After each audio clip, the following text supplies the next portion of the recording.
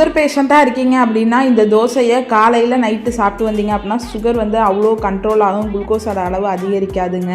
இப்போலாம் சின்ன வயசுலேயே லேடிஸ் அண்டு ஜென்ட்ஸ் எல்லாருக்குமே வந்து 25 வயசுலேயே சுகர் வருது, மாத்திரை போடணும்னு சொல்கிறாங்க. அவங்களாம் இந்த தோசையை வந்து காலையில் நைட்டு சாப்பிட்டீங்க அப்படின்னா சுகருக்கு மாத்திரை போடணும்னு சொன்னாலுமே நம்ம சுகருக்கு மாத்திரை போடாமல் அந்த சின்ன வயசில் உள்ளவங்க வந்து மறுபடியும் நார்மலாக இயல்பு நிலைக்கு வரலாம்.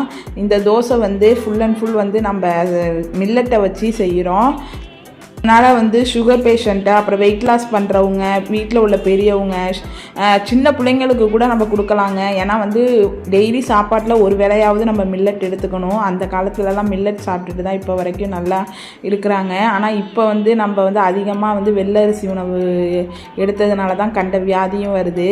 மில்லட் தோசை மாவை எப்படி ரெடி பண்ணணும் அப்படின்னு சொல்லிட்டு டீட்டெயிலாக லாங் வீடியோவாக நம்ம சேனலில் போட்டிருக்கேன். அதோட லிங்க் கீழே கொடுக்குறேன், கண்டிப்பாக செக் பண்ணி பாருங்கள். தேங்க்யூ ஃபார் வாட்சிங்.